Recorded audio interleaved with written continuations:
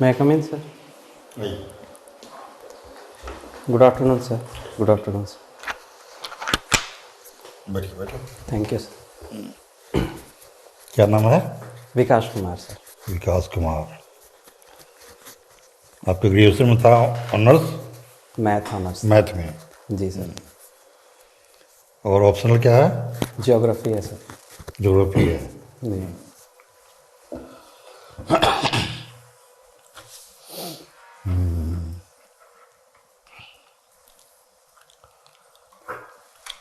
Math geography में कोई संबंध है क्या? सर जियोग्राफी में ऑब्जेक्टिव टाइप से सोचना होता है और मैथ में भी मतलब कि आपको ऑब्जेक्टिवली ही सोचना होता है. एक मतलब थ्योरम के थ्रू ही. ऑब्जेक्टिव टाइप का मतलब क्या हुआ? क्या सर? ऑब्जेक्टिव टाइप मतलब क्या हुआ? मतलब कि जैसे अगर कोई रूल्स है, रूल्स को फॉलो करते हुए ही वहाँ पहुँचना होता है. ये ऑब्जेक्टिव मतलब क्या हुआ? ऑब्जेक्टिव मतलब कि जो है जैसे है वैसे ही देखना होता है, अपने विवेक का यूज नहीं करना होता है उसमें, और उसको जज नहीं कर सकते. जो थ्योरम दिया गया है उसी थ्योरम के अनुसार. हाँ, ये सब्जेक्टिव और ऑब्जेक्टिव का डिफरेंस बता रहे हैं ना? जी. सब्जेक्टिव है कि अपना उसमें व्यू अप्लाई करना. जी सर. ऑब्जेक्टिव मतलब जो है उसको देखना. जी सर. ठीक है. अच्छा, जैसे कोई ग्लोब है जी. तो एक पॉइंट से दूसरा पॉइंट पर जाना है पृथ्वी ऊपर. जी. तो ऐसे तो प्लेन में तो क्या होता है, जैसे यहाँ से जहाँ जाना हो कहते हैं सरल रेखा, स्ट्रेट लाइन हो जाता है.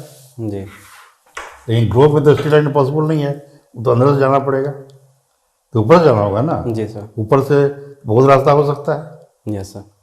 है ना. तो ग्लोब में एक पॉइंट से दूसरे पॉइंट पर जाना हो, ग्लोब मतलब अर्थ हुआ, यस सर. है ना. तो शॉर्टेज डिस्टेंस क्या हो सकता है, कैसे निकालिएगा शॉर्टेज डिस्टेंस? सर पहले दोनों पॉइंट्स के जो लैटिट्यूड एंड लॉन्गिट्यूड है उसको कंसीडर करेंगे और उसके बेसिस पर ही शॉर्टेज डिस्टेंस निकाला जा सकता कैसे है. निकालेंगे? कौन सा लेंथ जो होगा रास्ता वो शॉर्टेस्ट होगा? जैसे प्लेन में तो बहुत सिंपल है, यस. Straight line. यस. लेकिन वहाँ तो स्ट्रेट लाइन, ग्लोब तो रास्ता तो बता देते आपको, वहाँ तो स्ट्रेट लाइन है नहीं. Yes sir. वहाँ तो ऐसे ऐसे बहुत रास्ता हो सकता है, कर्व. Yes sir. स्ट्रेट तो जो कि अंदर से छीट के निकल जाए तब. सर वो भी स्ट्रेट लाइन ही होगा अगर दोनों दो पर्सपेक्टिव से उसको देख सकते हैं. अगर ऊपर से देखेंगे तो वो स्ट्रेट कैसे स्ट्रेट लाइन लाइन कैसे होगा? क्योंकि पृथ्वी अगर कर्व है तो अगर साइड से देखेंगे तो लगेगा कि कर्व कोई रास्ते बॉल है Yes. तो लाइन खींचेगा तो सर्कुलर ना होगा जी. Yes sir. स्ट्रेट कैसे होगा? ऊपर के पर्सपेक्टिव से अगर देखें तो वो सीधा ही दिखेगा. वो आप देखने से थोड़ा होता है. Yes sir. तो फिर वो सब्जेक्टिव हो रहा है, ऑब्जेक्टिव नहीं बता रहा है. Yes sir. वो तो एक्चुअली कर्व ना है. Yes sir. हमारे कोई कर्व है और ऐसा देखिए तो आपको सीधा दिखाई पड़ रहा है, तो सीधा हो जाएगा आपसे? नहीं सर. कोई कर्व लाइन है, ऐसे देखने पर कर्व है, यहाँ से देखिएगा तो सीधा सीधा लगेगा, लगेगा. तो आपको देखने से सीधा हो जाएगा वो. नहीं सर. कर्व जो कर्व है वो कर्व ही रहेगा ना. कर्व रास्ता. Yes sir. तब तो जब आप यहाँ से लाइन ऐसे खींचिएगा तो कर्व ही है, जी. आपको देखने से थोड़ा बदल जाएगा वो उसका नेचर, यस सर. है ना. तो कुछ ट्राई कीजिए, बताइए. तो कर्व ऐसे अगर शॉर्ट डिस्टेंस है तो वो मतलब कि एकदम स्ट्रेट लाइन भी हो सकता है. कोई जैसे चाइना है और अमेरिका है, यस सर. उसके बीच का आपको शॉर्टेज डिस्टेंस निकालना है, चाइना और तो कौन अमेरिका. सा रास्ता ऐसा होगा कि वो शॉर्टेस्ट हो जाएगा वो रूट? हवाई यात्रा भी शॉर्टेस्ट हो जाएगा सर. हवाई यात्रा ऊपर से. हाँ बस हवाई यात्रा तो कैसे होगा सब? हवाई जहाज उड़ेगी तो वो कर्व को कंसीडर नहीं करती हैं, वो सीधा स्ट्रेट लाइन में उड़ती हैं. लेकिन वही अर्थ की जो कर्व उसी पर जाती है ना. Yes sir. उसका जो प्रोजेक्शन तो वही कर्व होता है ना. Yes sir. याद रखिए, एक होता है ग्रेटर सर्किल, यस सर. है ना. जैसे ये गोला है ना, उसमें बहुत सर्किल खींच सकते हैं. जैसे एक गोला में यहाँ से सर्किल खींच सकते हैं. ग्रेटर सर्किल वो सर्किल जो कि सेंटर से पास करता है. Yes sir. जिसका सेंटर वही सेंटर होता है, यस सर. है ना. इस अर्थ का जो सेंटर है ना, वो इसका भी सेंटर है, तो वो कहलाता है ग्रेटर सर्किल. Yes sir. समझ ना. जैसे ये गोला है, यहाँ सर्किल खींचते हैं तो that is not greater circle, लेकिन बीच में खींचेगा तो ग्रेटर सर्किल हो जाएगा। Yes sir. तो ग्रेटर सर्किल जो पार्ट होता है ना, वही शॉर्टेज होता है। Yes sir. समझ रहे हैं? हाँ। तो 2 पॉइंट से ऐसा सर्किल खींचेंगे जो ग्रेटर सर्किल हो, यस सर। मतलब उस सर्किल का सेंटर उस गोले के सेंटर से पास, अर्थ के सेंटर से पास करे, यस तब जो लाइन बनेगा वो शॉर्टेज डिस्टेंस होगा। समझ रहे हैं? ठीक। मैथ में कुछ बताइए, मैथ में कुछ पढ़ा है? अलजेब्रा और मॉडर्न अलजेब्रा में क्या डिफरेंस है? क्या सर? अलजेब्रा और मॉडर्न अलजेब्रा, अलजेब्रा और मॉडर्न अलजेब्रा क्या डिफरेंस दोनों में है? तुम पढ़े हैं ना? Yes sir. अलजेब्रा पढ़े होंगे, मॉडर्न अलजेब्रा पढ़े होंगे, कोई अंतर दोनों में पाते हैं? मॉडर्न अलजेब्रा शायद नहीं था सर सिलेबस में। मैथ ऑनर्स में मॉडर्न अलजेब्रा नहीं है? अलजेब्रा था सर। मैथ ऑनर्स से मॉडर्न अलजेब्रा नहीं है? कब किए? 2017 में। कैसे नहीं रही है जी? 2012 से ही हम लोग इसको सुन रहे हैं। 2012 से उस जमाने से? और एक जमाने से चल रहा है, लेकिन हम लोग जो सुन रहे हैं 2012 से सुन रहे हैं। रिकॉल नहीं कर पा रहा। देखना इसको। तब तो सब्जेक्टिव को कहा गए कि नहीं है, कहते हैं ऐसा ऐसे ग्रुप, ये सब पढ़ते हैं, ग्रुप रिंग ये सब पढ़े हैं, कभी सुना है? Yes sir. ये किस चीज में आता है ये? सेट्स में आते हैं और ग्रुप अलजेब्रा रिंग में भी फील्ड आते हैं। ये किस ब्रांच में आता है मैथमेटिक्स के? कैसा? मैं कौन से ब्रांच में आता है मैथमेटिक्स के? ग्रुप रिंग फील्ड सब ट्रिग्नोमेट्री में भी है। ट्रिग्नोमेट्री ये सब आता है मॉडल जबड़ा में, तो आपको एकदम जीरो में मिल जाएगा भी, सोच से कीजिएगा तो। Sorry sir. एकदम धूप पोछ के समाचार कर गए। ग्रुप रिंग फील्ड सब मॉडल जबड़ा में आता है ना, जिनकी ट्रिग्नोमेट्री में आता है। जो नहीं जानते हैं मतलब अभी हंसेंगे सुन के अगली बात। Sorry sir. तो क्या पूछा था आपसे?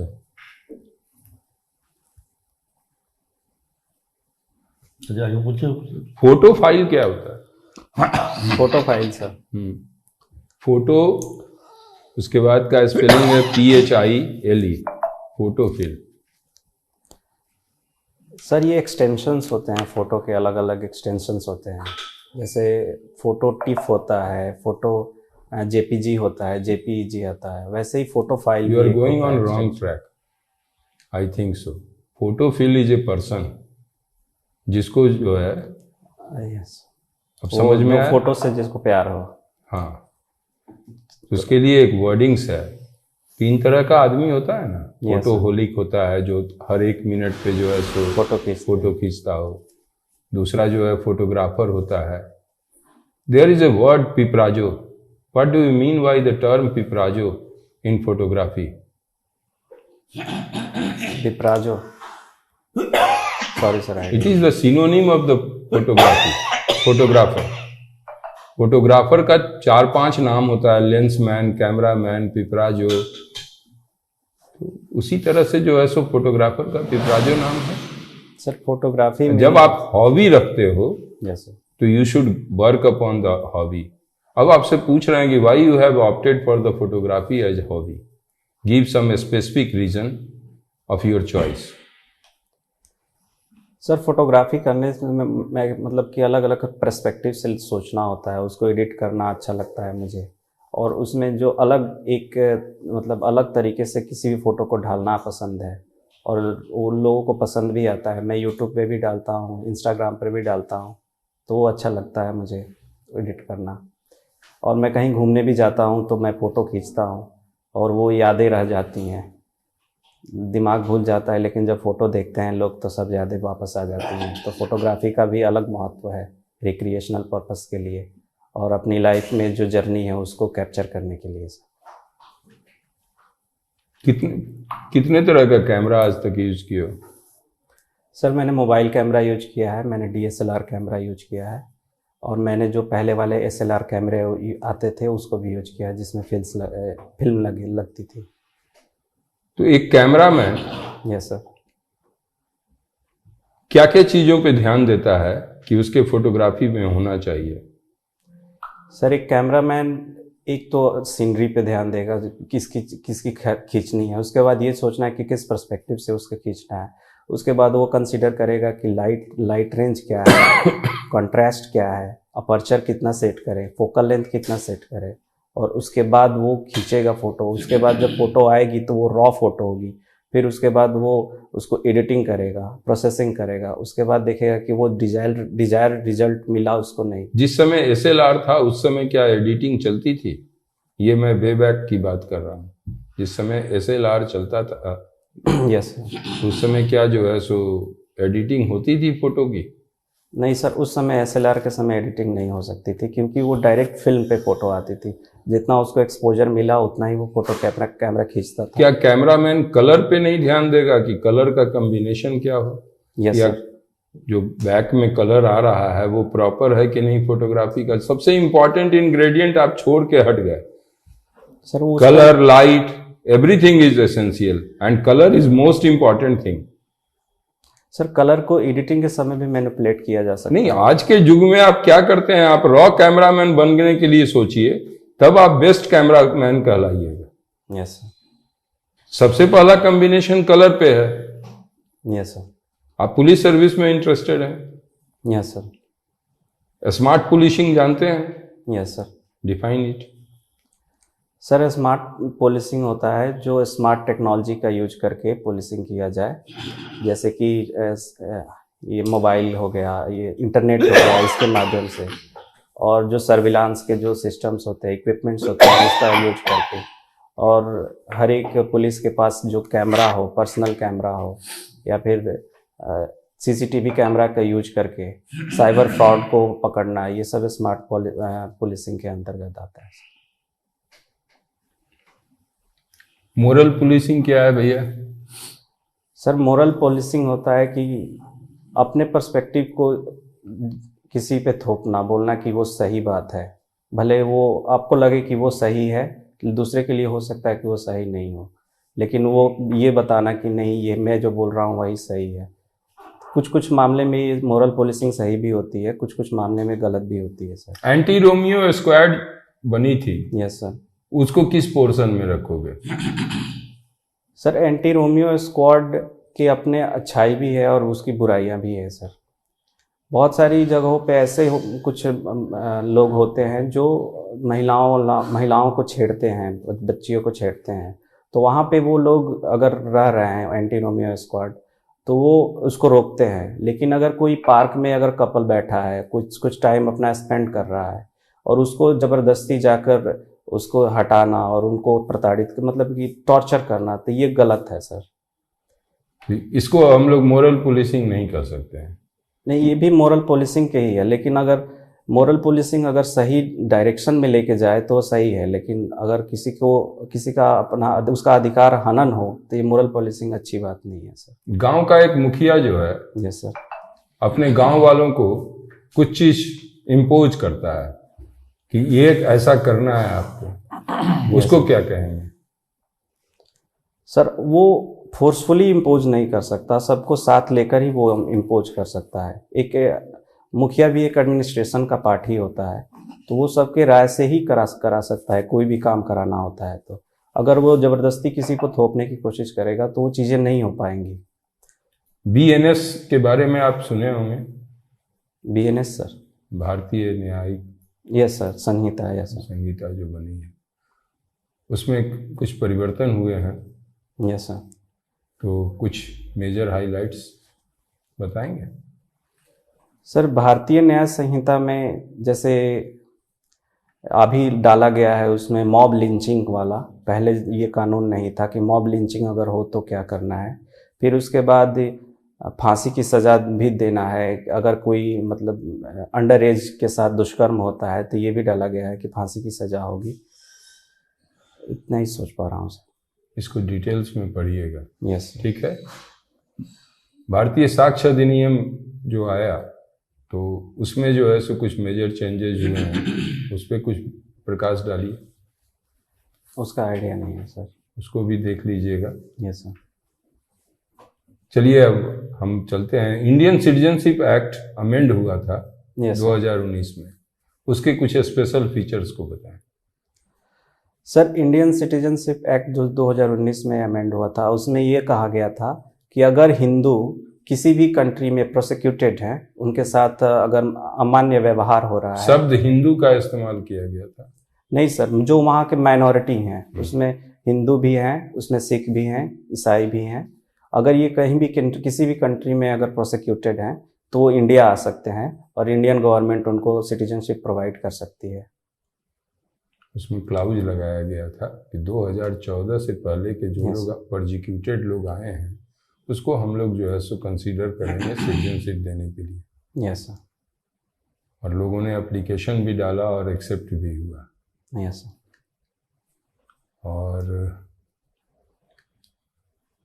अब आप बताइए कि यूनिफॉर्म सिविल कोड क्या है। सर इंडिया में बहुत सारे रिलीजन्स हैं और उनके अपने पर्सनल लॉज हैं।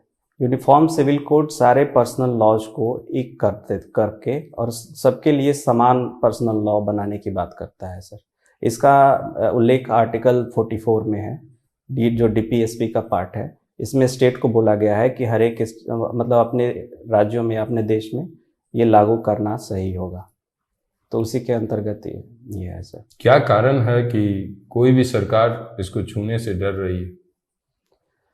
सर जो पर्सनल लॉज हैं उसमें शादी का मुद्दा होता है, उसमें प्रॉपर्टी ट्रांसफ़र का मामला होता है, तो हर एक रिलीजन में अपना अलग अलग मान्यता। तो फिर हिंदू मैरिज एक्ट बना दिया गया, तो मुस्लिम मैरिज एक्ट क्यों नहीं बनाया गया?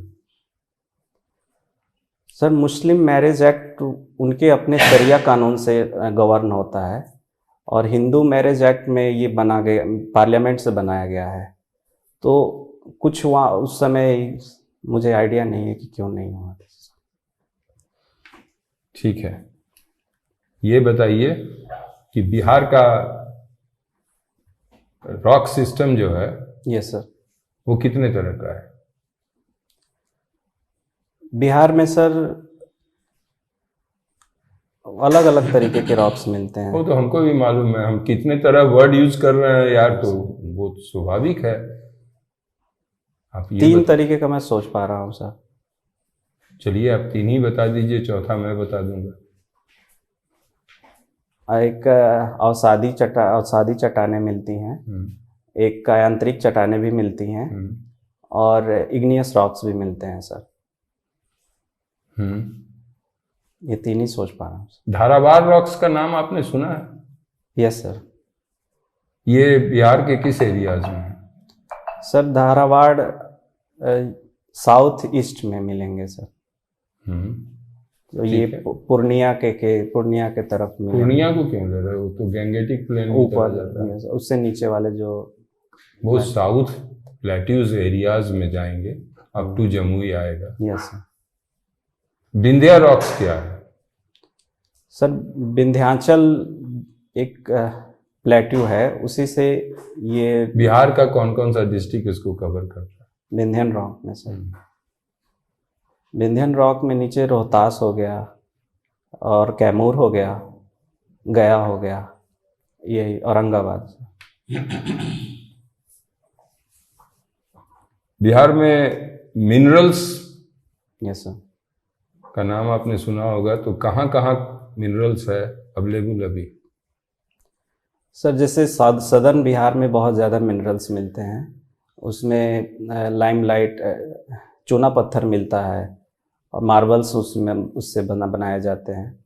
और जो ऊपर ये सिवान के तरफ सोरा मिलता है, पहले भी सोरा का काफ़ी महत्व था ब्रिटिश काल में भी। और जमुई में सर सोना का भंडार मिला है बहुत ज़्यादा। और जो बोध गया का एरिया है, जो गया के एरिया, यहाँ पे सल्फर की मात्रा बहुत ज़्यादा है, उससे गर्म कुंड भी देखने को मिलता है। गर्म कुंड पे याद पड़ा कि राजगीर में कितने गर्म कुंड हैं? सर ये आइडिया नहीं है सर। 7 देयर आर 7 गर्म कुंड इन राजगीर। यस। बिहार में जो है सो ऑल टुगेदर 9 गर्म कुंड हैं, जिसमें एक गया के सराउंडिंग्स में होगा, एक मुंगेर के आसपास। यस। देयर आर 9 गर्म कुंड्स इन बिहार। यस। चलिए सर। विकास, यस सर। एक बहुत मौलिक प्रश्न मैं आपसे करना चाहता हूँ कि what is the basic difference between growth and development?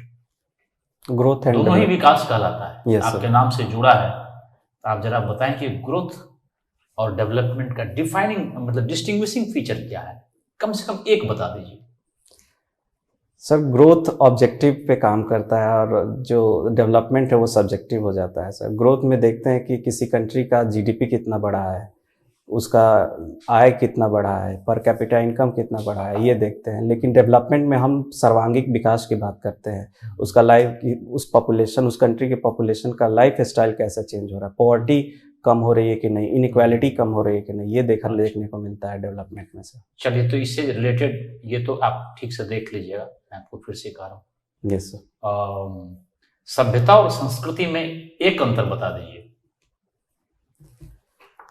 सभ्यता और संस्कृति, सर सभ्यता बहुत पहले से चली आ रही है। पहले के, सॉरी सर, नहीं देख, भाषीय विकास जो होता है, यस सर, भाषा का विकास, वो सभ्यता, ये सभ्यता का पार्ट है कि संस्कृति का पार्ट है? ये सभ्यता का पार्ट है। नहीं, सभ्यता में जो परिवर्तन आता है, जैसे इंफ्रास्ट्रक्चर हो गया, विज्ञान के विकास के साथ साथ सभी कंफर्ट जो आप जोड़ते हैं, इंफ्रास्ट्रक्चर जोड़ते हैं, तो सभ्यता का पार्ट बनता है। Yes sir. लेकिन भाषा का विकास जो है वो एक दिन में नहीं हो सकता। नहीं हो सकता। Yes sir. रहन सहन, खान पान, व्यवहार, लोक व्यवहार, ये सारी चीजें जो है, रिलीजन, विश्वास, फेथ, ये एक दिन में नहीं बनता। ये संस्कृति के पार्ट होते हैं। साहित्य, कला, ये सारी संस्कृति के पार्ट। तो आप ये बेसिक डिफरेंस आप समझिएगा। तीसरी बात बताएं, अभी कुछ दिन में हो गया, साल भर से ज्यादा हो गया, संवेद शिखर की बड़ी चर्चा थी यहाँ पर। आपने कभी सुना था? जब आप पढ़ाई कर रहे होंगे तो उस समय ये कॉम्पिटिटिव एग्जामिनेशन में संवेद शिखर का बड़ा नाम था। कहाँ पर है ये संवेद शिखर? सर आइडिया नहीं है। कहाँ घर है आपका? किस डिस्ट्रिक्ट में? भोजपुर में है सर। भोजपुर में। पारसनाथ की पहाड़ी आप सुने? नाम सुना है सर। पारसनाथ की पहाड़ियों पर संवेद शिखर है। किस धर्म से संबंधित है?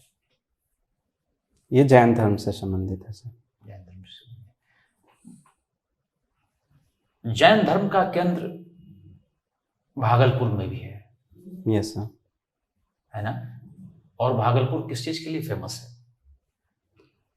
सर भागलपुर में एक औद्योगिक क्षेत्र भी है भागलपुर, और वहाँ पे रेशम का प्रोडक्शन काफ़ी ज़्यादा होता है।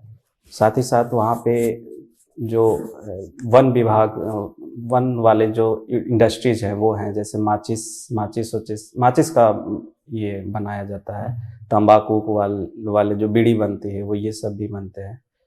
तो बहुत सारी इंडस्ट्रीज हैं बेगूसराय में सर। भागलपुर में, सॉरी सर। आप ये बताइए, बिहार एक समय में चीनी का उद्योग बहुत यहाँ प्रचलित मतलब था। Yes sir. अच्छे अवस्था में था। बहुत सारे चीनी के मिल थे यहाँ पर। Yes sir. धीरे धीरे सभी बंद क्यों हो गए? और उसको पुनर्जागृत मतलब रिस्टोर करने के लिए क्या किया जाना चाहिए? सर चीनी के मिल जो बिहार में जो गन्ना पैदावार होता है उसमें सुक्रोज की मात्रा कम होती है, और जो साउथ में अभी का वहाँ पे पानी की व्यवस्था होने के कारण वहाँ पे ज़्यादा गन्ना बनने लगा है, तो वहाँ का जो सुक्रोज का मात्रा है वो ज़्यादा होता है, तो कम ही खेती में ज़्यादा पैदावार वहाँ होते हैं।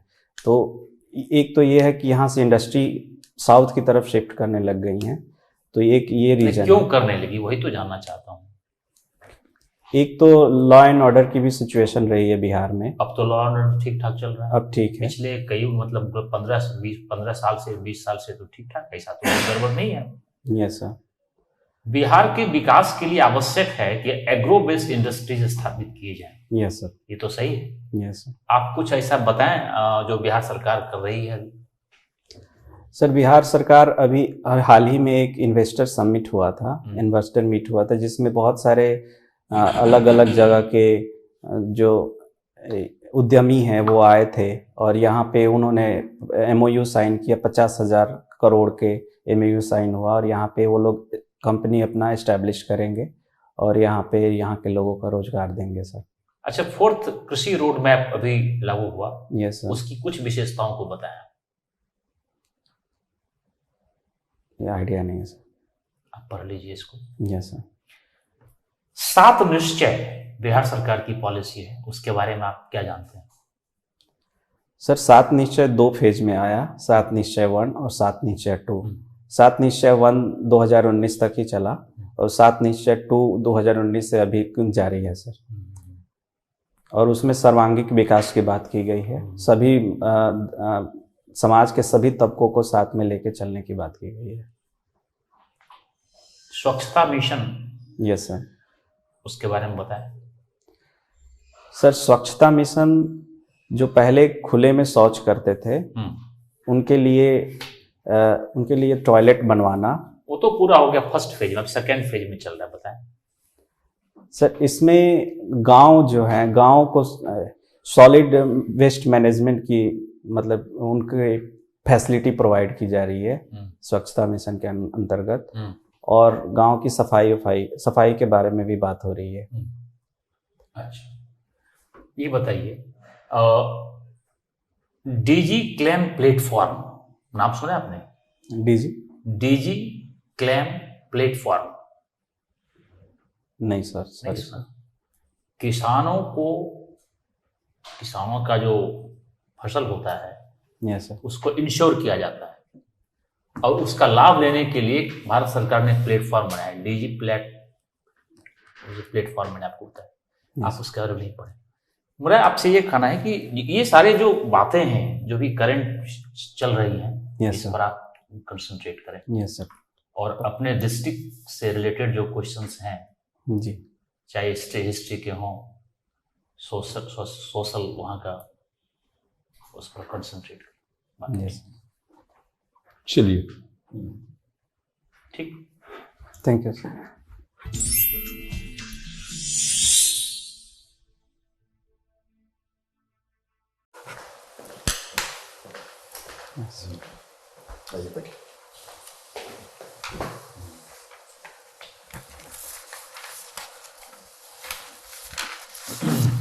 तो सब जगह पढ़ना पड़ेगा। यस रिविजन में जो आपने पढ़ा है मैदान जी, तो कुछ चीज़ ऐसा तो मतलब आपने नाम सुना है, तो करना हुआ ना कभी। Yes sir. अब तो ऐसा कर दिया कि ऐसा नाम है आपने नहीं सुना। ये मॉडल का नाम पर चौंक गए, ग्रुप रिंग करते हैं कि टिकटोमेंट्री में होता है। यस, आपको कैसा लगता है सुनने से? होता है क्या सर? आपको ये सुनने कैसा लगता है? नहीं सर, बहुत सर।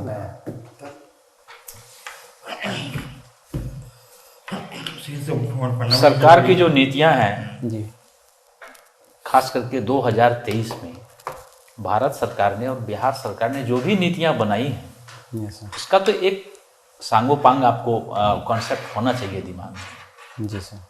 ठीक है ना? आप अगर सीधे कहते हैं मैंने नहीं सुना है, इसका मतलब एक बात आप समझ लीजिए पहले, ये जो पर्सनैलिटी टेस्ट है, ये पर्सनैलिटी नॉलेज टेस्ट नहीं है, Yes. ये पर्सनैलिटी टेस्ट में यह देखा जाता है, हम लोग जो फील करते हैं, ये आप अपने सराउंडिंग्स के प्रति, अपने स्टेट के प्रति, अपने समाज के प्रति, राष्ट्र के प्रति और ग्लोबल लेवल पर जो घटनाएं घट रही हैं, जी, सामाजिक, आर्थिक, राजनीतिक, विभिन्न परिस्थिति में, कॉन्टेक्स्ट में, उसके प्रति आप कितने जागरूक हैं। Yes. एक जागरूकता का स्तर क्या है, फिर उसको आप लेमेन्स की तरह देखते हैं, लेमेन कहा सुना कहीं सुनी बात, या कि उसके इनडेप्थ में जाने की प्रवृत्ति रखते हैं। Yes. उसका विश्लेषण करते हैं, उसका लॉजिकल एनालिसिस करते हैं, तभी अपना व्यू बनाते हैं। जी, समझ रहे हैं ना? तो ये तभी संभव है जबकि एक स्तर तक आपको फैक्ट्स की जानकारी हो। यस, पहले फैक्ट्स, देन एनालिसिस, देन अपना फॉर्मेशन ऑफ योर ओपिनियन। जी, और उस ओपिनियन को फॉर्म करते समय इंडिविजुअलिस्टिक अप्रोच न रख के समाज के प्रो सोसाइटी का अप्रोच आपको रखना पड़ेगा। अगर ये 3-4 बातें आप रखेंगे तभी आप बेहतर इंटरव्यू में कर पाएंगे। जी सर। समझ रहे ना?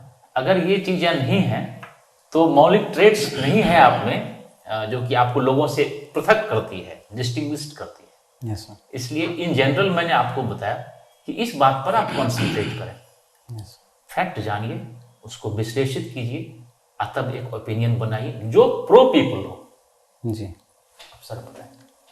आप अपने ड्रेस पे कंसंट्रेट कीजिए, हाथ खुला नहीं रहना चाहिए, बटन उसकी जगह होनी चाहिए। अच्छा।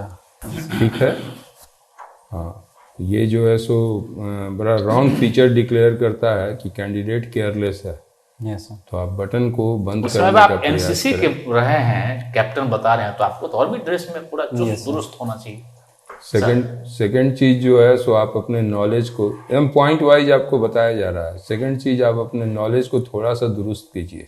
जी। Math as well as political, जिसमें आप सब्जेक्ट से एग्जाम क्वालिफाई किए हैं, उसको उसके हर चीज को जो है सो गौर से एक बार देख जाइए। ठीक है। तीसरा, जनरल अवेयरनेस में भी जो है सो आपको थॉटफुल होना पड़ेगा। जो आपके ऑब्जर्वेशन से पता चल रहा था, और सॉइल्स वगैरह, रॉक्स वगैरह, इन चीज़ों पर जो है सो आप स्टडी कीजिए। आईपीसी वगैरह का जो भी चेंजेज आया या भारतीय साक्ष्य अधिनियम में जो चेंज आया, एक नज़रिए से उसको देखिए। जी सर। और बिहार से रिलेटेड जो इन्होंने कहा कि पॉलिसीज़ की बात है, देखिए 2023, 2022 और 2021 ये 3 साल की पॉलिसी जो है ना, सो बिहार सरकार में बहुत परिवर्तन आया और उसको इन लोग इम्प्लीमेंट करने का कोशिश किए, कुछ 7 निश्चय के थ्रू, कुछ कहीं के थ्रू। इस सब पॉलिसीज को एक नज़रिए से सिस्टमेटिकली देख लीजिए। इंडिया में 2016 के बाद जो अभी आपके प्राइम मिनिस्टर हैं, उन्होंने भी बहुत चेंजेस लाया। करीब 26 पॉलिसीज ऐसा दिया जिसको कि एक नजरिए से उसके नाम से तो बेल अवेयर रही है। यस। और उसके कंटेंट्स को 2 लाइन ही पढ़िए, लेकिन उसको पढ़ के दिमाग में बैठा लीजिए कि ये सब पॉलिसीज के बारे में हमसे पूछा जा सकता है। यस। आप देखिएगा कि कई एक जगह जो है सो भारत सरकार की पॉलिसीज से ही बिहार सरकार ने कमोबेश उसको लिया है, क्योंकि उसको फंड की जरूरत है बिहार सरकार को, तो कमोबेश उसी के थ्रू लिया है। थोड़ा सा नाम बदल दिया, थोड़ा सा ये बदल दिया। ऑल ओवर इंडिया में जिस नाम से चल रहा है उसको जो है सो अपने स्टेट के हिसाब से पॉलिटिशियंस चेंज करते हैं। तो पढ़िएगा तो एकदम कॉमन लगेगा। जी सर। और पर्सनालिटी अदरवाइज जो है सो आपका अप टू डेट है।